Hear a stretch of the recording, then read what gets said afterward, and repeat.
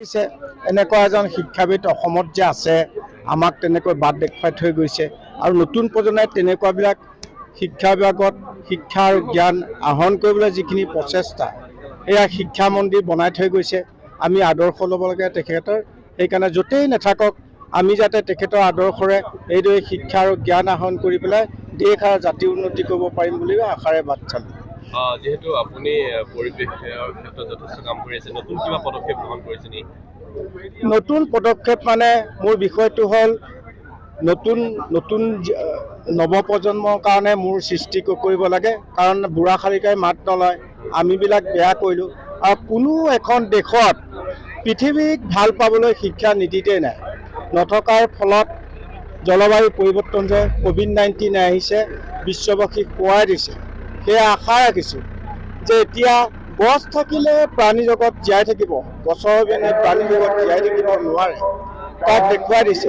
আজি বায়ুমণ্ডলত অক্সিজেনৰ বহু অভাৱ হৈছে, গ্ৰীণ হাউচ বেছি হৈছে, গ্ৰীণ হাউচৰ কাৰণে পৃথিৱীৰ ভাৰসাম্য হেৰাই গৈছে। সেইকাৰণে আশা ৰাখিছোঁ বিশ্বৰ 800 কোটি মানুহে গ্ৰীণ হাউচ প্ৰদূষণবোৰ নিয়ন্ত্ৰণাধীন কৰি কমাই লৈ পৃথিৱীক আকৌ ভাল পাবলৈ শিকিব লাগিব, আৰু তেতিয়া আমি জীয়াই থাকিব, নহ'লে পৃথিৱীলৈ ভাবুকি আছে। আপোনালোক জানে যে এতিয়া 9 ইঞ্চি সাগৰ পৃষ্ঠ বাঢ়িল। এতিয়া থাইলেণ্ডত এখন গাঁও ডুবি গৈছে, 1.5 কিলোমিটাৰ গাঁৱৰ ভিতৰলৈ আহিছে। আৰু সৌ সিদিনা উৰিষ্যাত জগন্নাথ মন্দিৰৰ কাষত সাগৰৰ পৃষ্ঠটো বহু কাষলৈ আহিছে। সেইদৰে তামিলনাডুত, কেৰেলাত, কলিকতাত এইবোৰ সাগৰ পৃষ্ঠটো বহু বাঢ়ি বাঢ়ি গৈ আছে। সেইটো দুৰ্যোগ হ'লে যে সাগৰৰ কাষত থকা দেশবোৰ ডুবি যাব। ভাৰতত বিশেষকৈ কলিকতাৰ পৰা ধৰি তামিলনাডুৰ পৰা কেৰেলা, বম্বে এইবোৰ চব ডুবি যাব। আৰু আমাৰ উত্তৰ পূৰ্বাঞ্চলটো আগত বিজ্ঞানীসকলে আজি তামিলনাডুত বৈঠক কৰোঁতে 5খন দেশৰ বিজ্ঞানীয়ে ঘোষণা কৰিছিল উত্তৰ পূৰ্বাঞ্চল 100 বছৰৰ ভিতৰত পানী নাইকিয়া হ'ব। কিন্তু ৰিচেণ্টলি সৌ সিদিনা 1.5 মাহ হৈছে ফ্ৰান্সৰ এজন বিজ্ঞানী আহি ক'লে 28 বছৰত নাইকিয়া হ'ব। আমি হেনো পানী পানী বুলি চিঞৰি মৰিব লাগিব। সেইকাৰণে উত্তৰ পূৰ্বাঞ্চলৰ বহু সংকট আহিছে আৰু এটাই অপেক্ষাত চাই আছে উত্তৰ পূৰ্বাঞ্চলটোক কেনেকৈ বচাব পাৰি, সেইটোকে কৰি থকা হৈছে। আৰু মই ভাবোঁ উত্তৰ পূৰ্বাঞ্চলৰ যিমানবোৰ খালী ঠাই আছে সেইবোৰ ফিল আপ কৰিব লাগিব গছ গছনি, আৰু যিবোৰ যন্ত্ৰচালিত কৰত কুটাৰ আছে সেইবোৰ বেন কৰিব লাগিব। আৰু সেইদৰে যিমানবোৰ এয়াৰ গান আছে উত্তৰ পূৰ্বাঞ্চলত সেইবোৰ সৃষ্টি কৰিব লাগিব। তেতিয়া আকৌ নেলাগে আমি গছ পুলি ৰুব, গছ কালি কাটিব নালাগে, নিজেই হ'ব। এতিয়া অৰুণাচল চৰকাৰে সেই আইনখন প্ৰয়োগ কৰি এতিয়া তেওঁ এয়াৰ গান সৃষ্টি কৰি আৰু এই যন্ত্ৰচালিত ইঞ্জিন বন্ধ কৰাৰ কাৰণে আমেৰিকা চৰকাৰে তেওঁক নি এৱাৰ্ড দিছে যে উত্তৰ পূৰ্ব ভাৰতত প্ৰথম পদক্ষেপ হিচাপে সেই বনমন্ত্ৰীগৰাকীক দিছে। গতিকে সেইবোৰ পদক্ষেপ আজি 4-5 বছৰৰ আগতে ৰয়িঙত বৈঠক হৈছিল।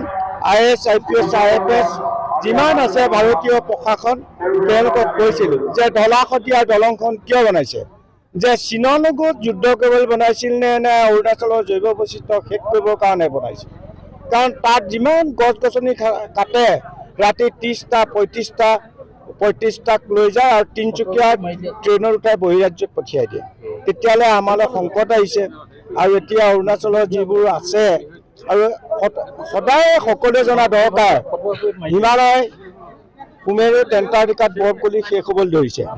আৰু সেইবোৰ যেতিয়া সম্পূৰ্ণ বৰফ গলি শেষ হৈ যাব, সাগৰ কাষত থকা দেশবিলাক ডুবি যাব, 6 মিটাৰ 7 মিটাৰ তললৈ যাব। আৰু এতিয়া আমাৰ উত্তৰ পূৰ্ব মৰুভূমিত পৰিণত হ'ব, সেইটোলৈ গুচি আহিছে। খুব সম্ভৱ বায়ুমণ্ডলত যিটো অক্সিজেনৰ অভাৱ হৈছে, 50 চনৰ ভিতৰত ক'ভিডত যিমান মানুহ মৰিছিল তাৰ 5 গুণ বেছি মৰিব, সেইটোলৈ গুচি আহিছে। সেইকাৰণে মই পৃথিৱীৰ 800 কোটি মানুহৰ ল'ৰা ছোৱালীক দেখিলে বেয়া লাগে, আমাৰ ভুলতে ভুগিব, কাৰণ আমি ভুল কৰিলোঁ।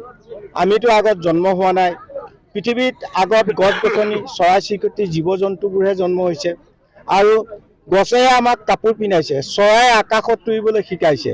সেইদিনলৈ সমগ্ৰ বিশ্বই প্ৰকৃতিক দাস হিচাপে ব্যৱহাৰ কৰাৰ ফলত জলবায়ু পৰিৱৰ্তন হৈছে আৰু COVID-19 আহি গৈছে।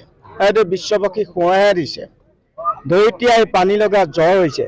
যেতিয়া সম্পূৰ্ণ জ্বৰ হ'ব, আমি পৃথিৱীৰ পৰা বিদায় মাগিব লাগে সেইকাৰণে এইবোৰ নিয়ন্ত্ৰণাধীন কৰিবলৈ গছৰ অবিহনে পৃথিৱীক কোনেও বচাব নোৱাৰে এতিয়া সেই আশা ৰাখিছোঁ যি দেশৰ যিটো গছ সেইটোকে ৰুৱক যি ৰাজ্যত যিটো গছ হয় সেইটোকে ৰুৱক কিন্তু অন্য ৰাজ্যৰ পৰা অন্য দেশৰ পৰা আনি আমাৰ ইয়াত গছ ৰুব নালাগে আমাৰ বায়'ডাইভাৰ্চিটিক সেইটো বহুত অপকাৰ কৰে সেইটো হাতে কামে কৰি পাইছোঁ আৰু দেখিছোঁ সেইকাৰণে চেগুন গছ 1872 চনত ব্ৰিটিছে আনি ভাৰতবৰ্ষত এৰি দিয়াৰ কাৰণে ভাৰতৰ বায়'ডাইভাৰ্চিটি খতম কৰি দিলে আৰু এই ইউক্লিষ্টাৰ অষ্ট্ৰেলিয়াৰ পৰা আনি ইয়াৰ ৰোপণ কৰি পেলাই আমাৰ বায়'ডাইভাৰ্চিটি খতম কৰি দিছে সেইকাৰণে এইখিনি এতিয়া বেন কৰিবলৈ দিয়া হৈছে হ'লেও এতিয়া যিখিনি আছে মেচিয়ৰ হৈ কাটি পেলাই সেইখিনি নেচাৰেলি যি ৰাজ্যত যিটো গছ হয় সেইটো ৰুবলৈ অনুৰোধ কৰিছোঁ